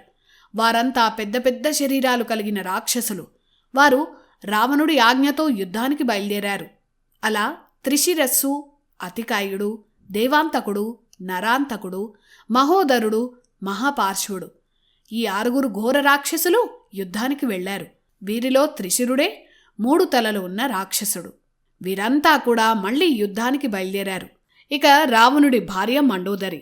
మండోదరి తర్వాత రావణుడికి మరో భార్య అంటే చాలా ఇష్టం. ఆమె పేరే ధన్యమాలిని. ఆ ధన్యమాలిని కుమారులు అతికాయ, నరాంతక, దేవాంతక, త్రిశిర. మహోదర, మహాపార్శ్వులు రావణుడికి సోదరులవుతారు. ఈ 6 రాక్షసులు యుద్ధానికి వెళ్లారు. ఈ రాక్షసులకు వానరులకు భయంకరమైన యుద్ధం జరిగింది. నరాంతకుడు 1000 మంది వానర సైన్యాన్ని సంహరించాడు. బీభత్సం సృష్టిస్తున్న నరాంతకుడిపై అంగదుడు యుద్ధానికి వెళ్లాడు. నరాంతకుడి ఆయుధాలను అంగదుడు ధ్వంసం చేశాడు. ఒక్క దెబ్బతో అంగదుడు నరాంతకుడి గుర్రాన్ని సంహరించాడు. మరో దెబ్బతో నరాంతకుణ్ణి సంహరించాడు అంగదుడు. నరాంతకుని మరణం చూసి ఆగ్రహంతో మహోదరుడు, దేవాంతకుడు, త్రిశిరస్సు ఒకేసారి అంగదుణ్ణి చుట్టుముట్టారు. 3 ఒకేసారి ఆయుధాలతో దాడి చేశారు. ఇది దూరం నుంచి చూసిన హనుమంతుడు, నీలుడు వీరిద్దరు అంగదుణ్ణి కాపాడేందుకు వచ్చారు. హనుమంతుడిని చూసిన దేవాంతకుడు అతనిపై యుద్ధానికి వచ్చాడు. అప్పుడు హనుమ ఒకే దెబ్బతో దేవాంతకుడి తల పగలగొట్టి సంహరించాడు. మరోవైపు నీలుడు ఒక పెద్ద వృక్షంతో మహోదరుణ్ణి కొట్టి సంహరించాడు. తన వారు మరణించడం చూసి త్రిశిరస్సు ఆగ్రహంతో హనుమంతుడిపై దాడికి వెళ్లాడు. వారిద్దరి మధ్య చాలాసేపు యుద్ధం జరిగింది. త్రిశిరస్సు తన మాయలన్నీ ప్రయోగించాడు. కాని హనుమ వాటికి లొంగలేదు. త్రిశిరస్సు ఒక అద్భుత ఖడ్గంతో హనుమపై దాడి చేశాడు. హనుమంతుడేమో అదే ఖడ్గంతో త్రిశిరస్సు 3 శిరస్సులను ఖండించాడు. తన వారి మరణాలను చూసిన మహాపార్శ్వుడు ఆగ్రహంతో వానరులపై దాడి చేశాడు. ఈ మహాపార్శ్వుడు రావణుడికి తమ్ముడవుతాడు. ఆ రాక్షసుణ్ణి ఋషభ అనే వానర వీరుడు ఎదిరించాడు. వారి మధ్య ఘోర యుద్ధం జరిగింది. చివరికి ఋషభుడు మహాపార్శ్వుడి చేతిలో ఉన్న గదతోనే ఆ రాక్షసుణ్ణి వధించాడు. ఇక వారిలో మిగిలింది అతికాయుడు. పేరుకు తగ్గట్టే పర్వతమంత శరీరమున్నవాడు అతికాయుడు. అతన్ని చూసి ఒక్క క్షణం అందరూ కుంభకర్ణుడు అనుకున్నారు. అంత భారీ శరీరంతో అతికాయుడు యుద్ధానికి వచ్చాడు. అతని రథమే అతిపెద్దది. 4 సారథులు ఆ రథాన్ని నడిపేంతగా. అలాంటి రథం మీద వస్తున్న ఆ భారీ కాయుణ్ణి చూసి శ్రీరాముడు కూడా ఆశ్చర్యపోయాడు. రావణుడి 2వ భార్య అయిన ధన్యమాలిని కుమారుడే ఈ అతికాయుడు, అంటే రావణుడి కుమారుడు. రాక్షసులు, దేవతల చేతుల్లో మరణం లేకుండా బ్రహ్మ ఇతనికి వరాలిచ్చాడు. అలాగే ఎవరూ భేదించలేని కవచాన్ని, ఎన్నో మాయలున్న దివ్య రథాన్ని కూడా బ్రహ్మ అతికాయుడికి వరంగా ప్రసాదించాడు. అవి ఉన్నంతవరకు ఈ అతికాయుడికి మరణం లేదు. ఇంద్రుడి వజ్రాయుధం కూడా అతికాయుణ్ణి ఏమీ చేయలేకపోయింది. ఈ వివరాలన్నీ విభీషణుడు శ్రీరాముడికి చెప్పాడు. అతికాయుడు వానర సైన్యం మధ్యలోకి వచ్చాడు. అతని ముందు వానరులు చిన్నపిల్లల్లా ఉన్నారు. అంత ఎత్తుగా అతికాయుడున్నాడు. ఆ మహారాక్షసుణ్ణి ఎదిరించేందుకు కుముద, ద్వివిద, మైంద, నీల, శరభ ఇలా 5 వానరవీరులు మూకుమ్మడిగా దాడి చేసేందుకు సిద్ధమయ్యారు. కాని ఆ వానర వీరులు అతికాయుణ్ణి ఏమీ చేయలేకపోయారు. అతికాయుడు వానరులను ఏమీ చేయలేదు. అతని లక్ష్యం శ్రీరాముడు. అందుకే అతికాయుడు నేరుగా శ్రీరాముడి మీదకు లంఘించాడు. రాముడు ముందు అతికాయుడు నిలబడ్డాడు. నాతో యుద్ధం చేసే ధైర్యం ఉన్నవారెవరైనా ఉంటే వచ్చి యుద్ధం చేయండి అని శ్రీరాముడిని అతికాయుడు రెచ్చగొట్టాడు. నీకు శ్రీరాముడెందుకు, నేనే చాలు అని లక్ష్మణుడు అతనితో యుద్ధం మొదలుపెట్టాడు. వారిద్దరి మధ్య చాలా పెద్ద యుద్ధమే జరిగింది. ఇద్దరూ దివ్యాస్త్రాల్లో నిష్ణాతులే. వాయువ్యాస్త్రం, ఆగ్నేయాస్త్రం ఇలా ఎన్నో అస్త్రాలను అతికాయుడు ప్రయోగించాడు. వాటన్నిటినీ లక్ష్మణుడు ఛేదించాడు. చివరికి లక్ష్మణుడు కొన్ని వేల బాణాలను సృష్టించే అస్త్రాన్ని ప్రయోగించాడు. కానీ శక్తివంతమైన కవచం ముందు ఆ బాణాలు వ్యర్థమయ్యాయి.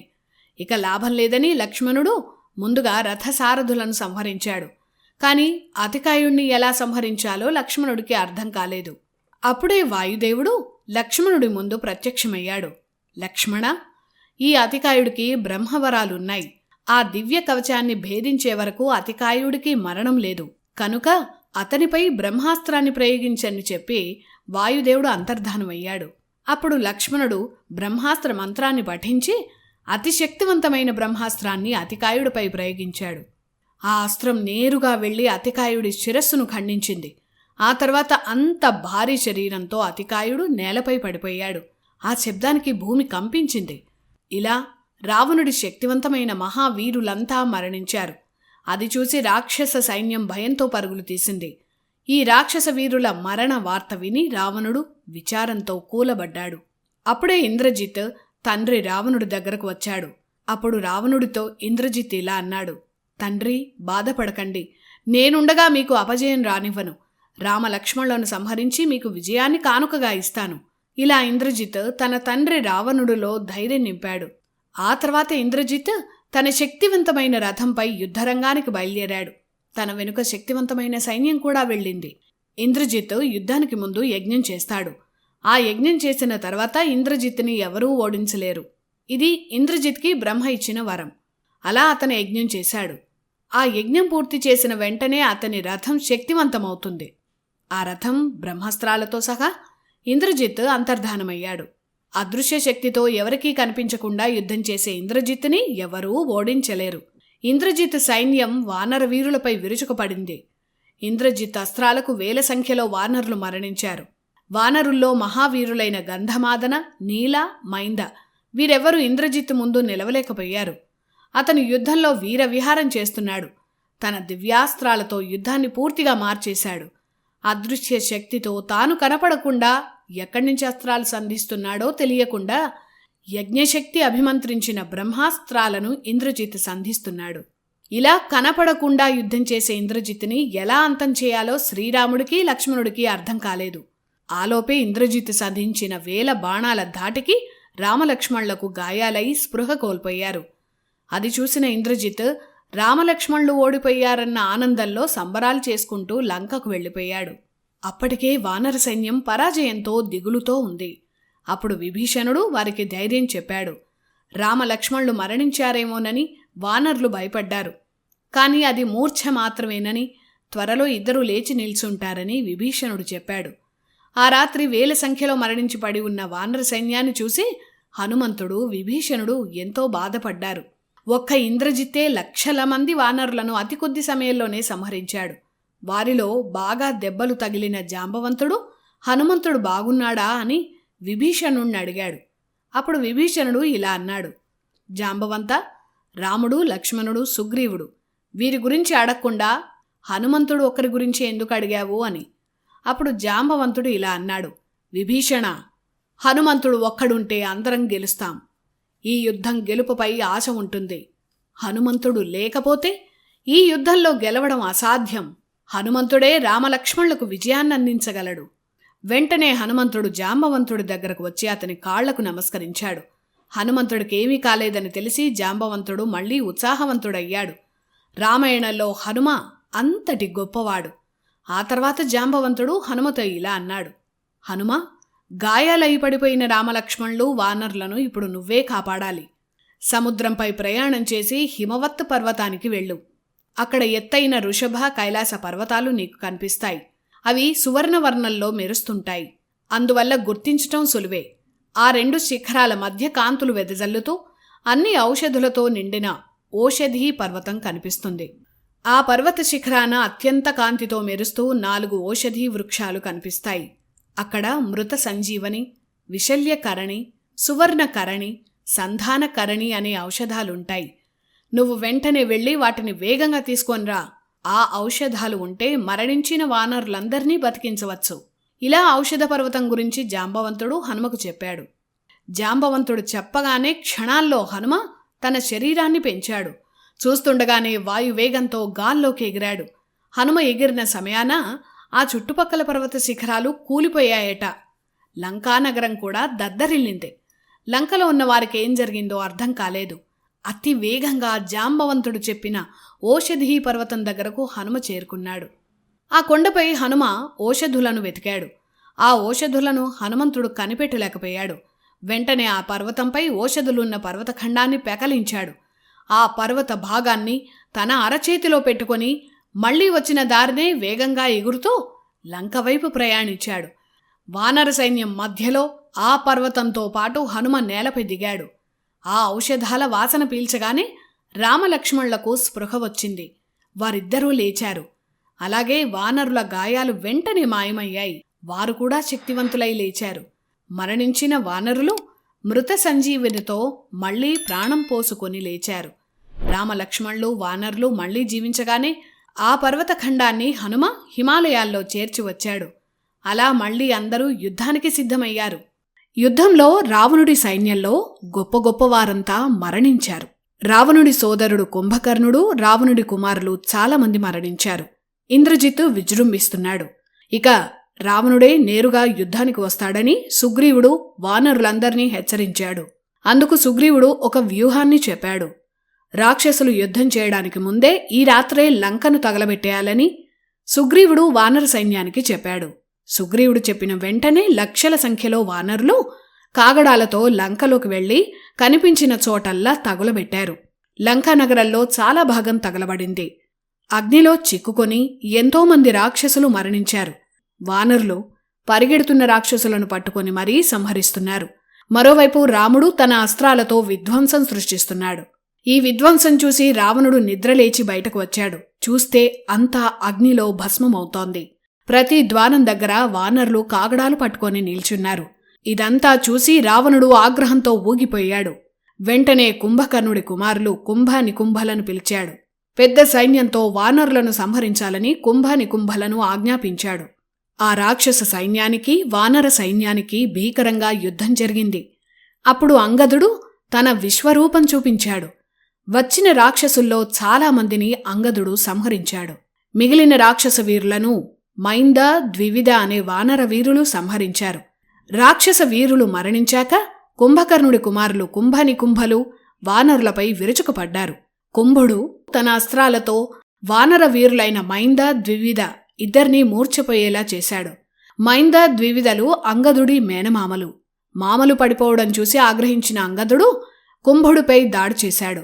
అంగదుణ్ణి కూడా కుంభుడు తీవ్రంగా గాయపరిచాడు. కుంభుడిని అంగదుడు కూడా గెలవలేకపోయాడు. అది చూసి జాంబవంత, సుషేణ సైన్యం కుంభుడిపై ఒక్కసారిగా దాడి చేశారు. వారు కూడా కుంభుడి అస్త్రాల ధాటికి నిలబడలేకపోయారు. ఇదంతా చూసిన సుగ్రీవుడు కుంభుడిని సంహరించేందుకు వచ్చాడు. సుగ్రీవుడిపై కుంభుడు వరుసగా బాణాలు ప్రయోగించాడు. సుగ్రీవుడు కుంభుడి రథంలోకి దూకాడు. అతని ధనస్సును విరిచేశాడు. తర్వాత వారిద్దరి మధ్య మల్లయుద్ధం భీకరంగా సాగింది. సుగ్రీవుడు తన బాహుబలంతో కుంభుణ్ణెత్తి సముద్రంలో విసిరేశాడు. అయినా కుంభుడు మళ్లీ వచ్చాడు. చాలాసేపు సుగ్రీవ కుంభ యుద్ధం జరిగింది. సుగ్రీవుడి మెడలో తన అన్న వాలి ఇచ్చిన కాంచనమాల ఉంది. అందువల్ల సుగ్రీవుడు యుద్ధంలో అలసిపోడు. అతని బలం తగ్గిపోదు. శత్రుబలమే తగ్గిపోతూ ఉంటుంది. అలా కుంభుడి బలం తగ్గింది. అప్పుడు సుగ్రీవుడు కొట్టిన దెబ్బకు కుంభుడు మరణించాడు. కాని కుంభుడు మహావీరుడని సుగ్రీవుడు ప్రశంసించాడు. కుంభుడు మరణించగానే అతని సోదరుడు నికుంభుడు ఆగ్రహంతో సుగ్రీవుడి మీదకు దాడికి వచ్చాడు. నికుంభుడి ఆయుధం పరిఘ. ఆ పరిఘ చాలా పెద్దది. నికుంభుడు తండ్రి కుంభకర్ణుళ్లాగే పర్వతంలా ఉంటాడు. ఆ పరిఘతో సుగ్రీవుడి మీద నికుంభుడు దాడి చేశాడు. కాని ఈసారి నికుంభుడితో యుద్ధానికి హనుమంతుడు వచ్చాడు. నికుంభుడు తన పరిఘతో హనుమను కొట్టాడు. వజ్ర శరీరంతో ఉండే హనుమను ఆ పరిఘ ఏమీ చేయలేకపోయింది. ఆ పరిఘ ముక్కలైంది. ఆ తర్వాత హనుమకు నికుంభకు మల్లయుద్ధం మొదలైంది. హనుమ ఒకే దెబ్బకు నికుంభుణ్ణి సంహరించాడు. అలా కుంభకర్ణుడి కుమారుల్లో కుంభుడిని సుగ్రీవుడు, నికుంభుడిని హనుమ సంహరించారు. కుంభకర్ణుడి కుమారులు మరణించారని తెలిసి రావణుడు చాలా బాధపడ్డాడు. రాముడు అరణ్యవాసంలో ఉన్నప్పుడు ఖరదూషణులను సంహరించారని చెప్పుకున్నాం కదా. ఆ ఖరుడు రావణుడికి సోదరుడవుతాడు. ఆ ఖరుడి కుమారుడు మకరాక్షుడు. రామలక్ష్మణులను సంహరించమని రావణుడు మకరాక్షుణ్ణి పంపాడు. మకరాక్షుడు రాక్షస సైన్యంతో యుద్ధానికి వెళ్ళాడు. తన తండ్రిని సంహరించిన శ్రీరాముడిపై మకరాక్షుడికి ఎప్పటినుంచో పగ ఉంది. అందువల్ల మకరాక్షుడు నేరుగా రాముడి ముందుకు వెళ్ళాడు. రామా, నువ్వు నా తండ్రిని చంపావు, ఇప్పుడు ప్రతీకారం తీర్చుకోవడానికి వచ్చాను అని మకరాక్షుడు రాముడితో అన్నాడు. అలా వారిద్దరి మధ్య భీకర యుద్ధం జరిగింది. చివరికి రాముడు ఆగ్నేయాస్త్రంతో మకరాక్షుణ్ణి సంహరించాడు. రావణుడి బలగం ఒక్కసారిగా నశించారు. ఇక ఇంద్రజిత్ మాత్రమే తనని కాపాడగలడని రావణుడు అనుకున్నాడు. ఎలాగైనా రామలక్ష్మణులను సంహరించాలని ఇంద్రజిత్ని రావణుడు ఆజ్ఞాపించాడు. ఇంద్రజిత్ గురించి ముందరెపిసోడ్లో చెప్పుకున్నాం కదా. అతను యుద్ధానికి ముందు నికుంభికా తాంత్రిక హోమం చేసి బలులు ఇస్తాడు. ఆ హోమం చేశాక అదృశ్యమయ్యే దివ్య రథం, విధ్వంసకర అస్త్రాలు వస్తాయి. వాటితో ఇంద్రజిత్ అదృశ్యమైపోతాడు. అలా ఎక్కడి నుంచి దాడి చేస్తున్నాడో శత్రువులు కనిపెట్టలేరు. ఇది బ్రహ్మ ఇంద్రజిత్కిచ్చిన వరం. తండ్రి ఆజ్ఞాపించిన వెంటనే ఇంద్రజిత్ హోమం చేయడానికి వెళ్ళాడు. హోమమైన వెంటనే అదృశ్య శక్తి ఉన్న బంగారు రథంతో ఇంద్రజిత్ యుద్ధానికి వెళ్ళాడు. ఆకాశ మార్గాన ఎవరికీ కనిపించకుండా సంచరిస్తూ రామలక్ష్మణులపై దాడి చేశాడు. ఇంద్రజిత్ ఎక్కడి నుంచి అస్త్రాలు సంధిస్తున్నాడో రాముడికి అర్థం కావడం లేదు. ఇంద్రజిత్ బాణాలు రాముణ్ణి తీవ్రంగా గాయపరిచాయి. ఎన్నో బాణాలను రాముడు ఛేదించాడు. ఎంత ప్రయత్నించినా ఇంద్రజిత్ ఎక్కడున్నాడో వానరులు కూడా కనిపెట్టలేకపోయారు. శ్రీరాముణ్ణి మానసికంగా దెబ్బతీయాలని ఇంద్రజిత్ అనుకున్నాడు. అందుకు ఒక దుర్మార్గమైన కుట్ర పన్నాడు. ఒక మాయా సీతను సృష్టించాడు. ఆ మాయా సీతను తన రథంపై బంధించాడు. అలా మాయా సీతను బంధించిన రథంతో ఇంద్రజిత్ వానర సైన్యం మధ్యలోకి వచ్చాడు. ఇంద్రజిత్పై వానరులంతా ఒక్కసారిగా దాడి చేయాలని అనుకున్నారు. ముఖ్యంగా మాయా సీతను చూసి నిజమైన సీతే అనుకుని హనుమ భ్రమపడ్డాడు. ఆగ్రహంతో ఇంద్రజిత్పై పెద్ద పెద్ద బండరాళ్లు విసిరేందుకు హనుమ సిద్ధమయ్యాడు. వానర వీరుల మధ్యలో ఉన్న ఇంద్రజిత్ తన కత్తిని తీశాడు. మాయాసీత జుట్టుపట్టి లాగాడు. ఆ మాయాసీత రామా రామా అని దీనంగా అరుస్తోంది. అది చూసి హనుమ కంటతడి పెట్టాడు. వానరులకు ఏం చేయాలో అర్థం కాక మౌనంగా ఉండిపోయారు. సీతమ్మ జుట్టు పట్టుకున్నందుకు ఇంద్రజిత్తుని హనుమ నానా శాపనార్థాలు పెట్టాడు. అప్పుడు ఇంద్రజిత్ ఇలా అన్నాడు, హనుమ, ఈ సీత కోసమే కదా నువ్వు నీ రామలక్ష్మణులు సుగ్రీవుడు యుద్ధానికి వచ్చారు. ఆ సీతను మీ కళ్ల ముందే చంపేస్తాను. సీతను చంపిన తర్వాత విభీషణుణ్ణి కూడా సంహరిస్తాను. స్త్రీలను సంహరించటం వీరుడి ధర్మం కాదని నాకు తెలుసు. కాని శత్రు సంహారంలో భాగంగా నేనీ పని చేస్తాను అని ఇంద్రజిత్ ఆగ్రహంగా చెప్పాడు. ఆ వెంటనే ఇంద్రజిత్ తన ఖడ్గంతో మాయాసీతను సంహరించాడు. ఇప్పుడు సీత లేదు. ఇక మీరెవరికోసం యుద్ధం చేస్తారని ఇంద్రజిత్ హనుమను అడిగాడు. బిగ్గరగా నవ్వాడు. సీతను సంహరించాడన్న కోపంతో హనుమ ఊగిపోయాడు. ఒక పెద్ద శిలను రాక్షస సైన్యంపై పడేశాడు. ఆ రాయి కింద నలిగి ఎంతోమంది రాక్షసులు మరణించారు. ఇంకా హనుమ కోపం తగ్గలేదు. కనిపించిన రాక్షసులను సంహరిస్తూ ఉగ్రరూపం చూపించాడు. కాని సీత లేదన్న పిడుగులాంటి విషయాన్ని ముందుగా రాముడికి సుగ్రీవుడికి చెప్పాలని హనుమ అనుకున్నాడు. యుద్ధానికి విరామం ప్రకటించాడు. హనుమ రాముడి దగ్గరకు వెళుతున్న సమయంలో యుద్ధానికి విరామం దొరికింది. ఆ విరామంలో ఇంద్రజిత్ రాముణ్ణి సంహరించాలన్న లక్ష్యంతో హోమం చేయడానికి నికుంభిలా దేవాలయానికి వెళ్లాడు. ఇటు హనుమ ఏడుస్తూ శ్రీరాముణ్ణి చేరాడు. తన కళ్ల ముందే సీతను ఇంద్రజిత్ సంహరించాడని దుఃఖిస్తూ రాముడికి చెప్పాడు. ఆ మాట విన్న వెంటనే శ్రీరాముడు బాధతో కుప్పగూలిపోయాడు. రాముడికేమైందో అని అందరూ భయపడ్డారు. కాసేపటికి లేచిన రాముణ్ణి లక్ష్మణుడు ఓదార్చాడు.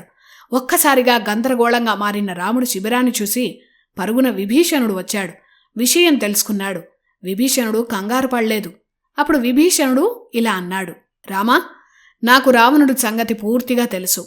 సీతమ్మను రావణుడు ఎట్టి పరిస్థితుల్లోనూ సంహరించాడు. పైగా సీతమ్మను ఇంద్రజిత్తో పంపించే అవకాశమే లేదు. అసలు ఆమెను బంధించిన చోటికి వెళ్లే అనుమతి ఎవ్వరికీ లేదు. ఒక్క రావణుడు మాత్రమే వెళ్లేవాడు.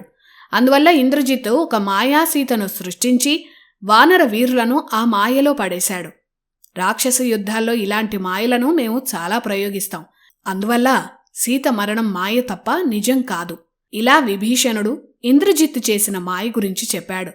అలాగే ఇంద్రజిత్ మరణ రహస్యాన్ని కూడా విభీషణుడు రామలక్ష్మణులకు చెప్పాడు. రామా, లక్ష్మణ, ఇంద్రజిత్ ప్రతి యుద్ధానికి ముందు నికుంభిలా హోమం చేస్తాడు. ఒక్కసారి ఆ హోమం పూర్తయితే మాయా విద్యలన్నీ అతని సొంతం. హోమం తర్వాత అతన్ని ఏ దైవశక్తి ఓడించలేదు. ఇది ఇంద్రజిత్కి బ్రహ్మవరం. ఆ హోమం చేయడానికి అతనికి కొంత సమయం కావాలి. అందుకే మాయాసీత కథను నడిపించాడు. ఇప్పుడు అతను హోమానికే వెళ్ళాడు. ఆ హోమం పూర్తయితే ఇంద్రజిత్ మళ్లీ అదృశ్య యుద్ధానికి వస్తాడు. ఈసారి మనల్ని వదలడు. ఒకవేళ హోమం చేయకపోయినా, మధ్యలోనే హోమాన్ని ఆపినా, అందుకు కారణమైన వీరుడి చేతుల్లోనే ఇంద్రజిత్కి మరణం ఉందని బ్రహ్మే చెప్పాడు. కనుక పదండి, ఇంద్రజిత్ యజ్ఞప్రదేశంపై దాడి చేద్దాం.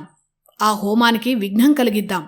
రామా, నువ్వు విశ్రాంతి తీసుకో, లక్ష్మణుడు ఇంద్రజిత్తుని సంహరిస్తాడు అని విభీషణుడు ఇంద్రజిత్ రహస్యాలను చెప్పాడు. ఆ తర్వాత లక్ష్మణుడు, విభీషణుడు, హనుమ, వానర సైన్యం ఇంద్రజిత్ హోమం చేస్తున్న ప్రదేశానికి బయలుదేరారు. ఇంద్రజిత్ హోమం చేస్తున్న నికుంభిల ఆలయం చుట్టూ 1000 మంది రాక్షస సైన్యం రక్షణగా ఉన్నారు. వారిని ఛేదించినప్పుడే ఇంద్రజిత్ని లక్ష్మణుడు చేరగలడు. హనుమ, వానర సైన్యం ఆ రాక్షస సైన్యంపై దాడి చేశారు. హనుమ విశ్వరూపానికి, వానర సైన్యం ధాటికి అక్కడి రాక్షసులు భయపడిపోయారు, పరుగులు తీశారు. ఇదంతా చూసిన ఇంద్రజిత్ హోమం చేయకుండానే మధ్యలోనే లేచాడు. ఆలయం నుంచి బయటకు వచ్చిన ఇంద్రజిత్ వానర సైన్యంతో యుద్ధానికి సిద్ధమయ్యాడు. అక్కడ విధ్వంసం సృష్టిస్తున్న హనుమపై ఇంద్రజిత్ యుద్ధానికి వెళ్ళాడు. అప్పుడు విభీషణుడు ఇంద్రజిత్ హోమం చేసే చోటుని లక్ష్మణుడికి చూపించాడు. అదో భయంకరమైన ప్రదేశం. ఎన్నో బలులతో అక్కడ 1000 సంఖ్యలో జంతువుల పుర్రెలు పడి ఉన్నాయి. ఒక నల్లని మర్రి చెట్టు భయంకరంగా ఉంది. ఆ మర్రి చెట్టు దగ్గరే ఇంద్రజిత్ హోమం చేస్తాడు. ఈ చెట్టు దగ్గరికి రాకమునుపే ఇంద్రజిత్ని సంహరించాలని విభీషణుడు లక్ష్మణుడికి చెప్పాడు. అప్పుడు లక్ష్మణుడు ఇంద్రజిత్ని యుద్ధానికి ఆహ్వానించాడు. పక్కనే ఉన్న విభీషణుని చూసి ఇంద్రజిత్ ఇలా అన్నాడు: ఓ పినతండ్రి విభీషణ, రాక్షస జాతిలో పుట్టి రాక్షస వంశానికే ద్రోహం తలపెట్టావు. నా తండ్రికి సాక్షాత్తు సోదరుడివి. నేను నీ సోదరుడి పుత్రుణ్ణి. నీ కుమారుడి లాంటి నాకే ద్రోహం తలపెట్టావా అని విభీషణుణ్ణి ఇంద్రజిత్ నానా మాటలన్నాడు. అప్పుడు విభీషణుడు ఇలా అన్నాడు: ఓరి ఇంద్రజిత్, నేను క్రూరమైన పనులు చేసే రాక్షస జాతిలోనే జన్మించాను. కానీ బ్రహ్మవరం వల్ల నేను ధర్మాన్ని మాత్రమే ఆశ్రయిస్తాను. నాలో రాక్షస ప్రవృత్తి లేదు. నన్ను మీ తండ్రే దూషించి వెళ్ళిపోయేలా చేశాడు. పరుల ధనాన్ని అపహరించేవాడు, పరుల భార్యను అపహరించేవారితో స్నేహం, బంధుత్వం 2 వదిలేయాలి. లేకపోతే పతనం తప్పదు. అందుకే మీ నాన్నని నేను వదిలేశాను. గొప్ప విద్యలు నేర్చిన రావణుడి అహంకారమే అతని పతనానికి కారణం. మహర్షులను సంహరించడం, దేవతలతో విరోధం, అహంకారం, శత్రుభావన, ద్వేషం ఇలాంటి దోషాలెన్నో రావణుల్లో ఉన్నాయి. అందుకే వదిలేశాను అని విభీషణుడు ఇంద్రజిత్తో చెప్పాడు. ఆ తర్వాత లక్ష్మణ, ఇంద్రజిత్ యుద్ధం మొదలైంది. ఇంద్రజిత్ నల్ల గుర్రాలతో ఉన్న బంగారు రథంపై యుద్ధానికి సిద్ధమయ్యాడు. లక్ష్మణుడు హనుమంతుడి భుజంపై నిల్చొని యుద్ధానికి సిద్ధమయ్యాడు. కనపడకుండా యుద్ధం చేయడం కాదు, ఇప్పుడు ఈ యుద్ధం చేసి చూపించని లక్ష్మణుడు ఇంద్రజిత్కి సవాలు విసిరాడు. వారిద్దరి మధ్య హోరాహోరీ యుద్ధం మొదలైంది. ఇద్దరి మధ్య చీకటి పడే వరకు యుద్ధం సాగింది.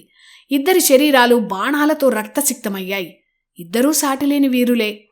సమయం మించిపోతోందని, ఇక ఇంద్రజిత్ని సంహరించాలని విభీషణుడు లక్ష్మణుణ్ణి కోరాడు.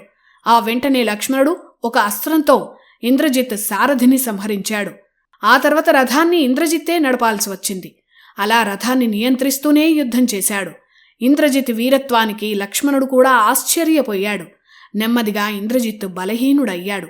మరోవైపు వానరవీరులు మిగిలిన రాక్షసులను సంహరించారు. అలాగే ఇంద్రజిత్ రథం గుర్రాలను కూడా సంహరించారు.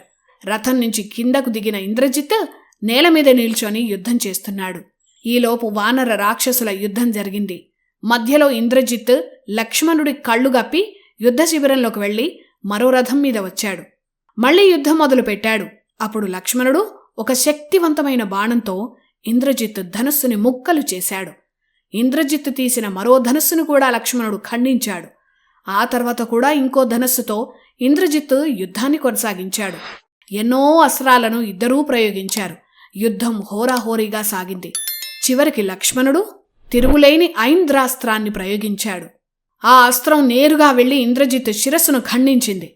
ఇంద్రజిత్ మరణించగానే అప్పటి వరకు యుద్ధం చేసిన రాక్షసులందరూ పారిపోయారు. ఇంద్రజిత్తును సంహరించిన లక్ష్మణుణ్ణి వానరులు, విభీషణుడు అభినందించారు. ఇంద్రజిత్ మరణంతో రావణుడు దిక్కుతోచనివాడయ్యాడు. ఆ తర్వాత ఏం జరిగిందో నెక్స్ట్ ఎపిసోడ్లో తెలుసుకుందాం. జై శ్రీరామ్.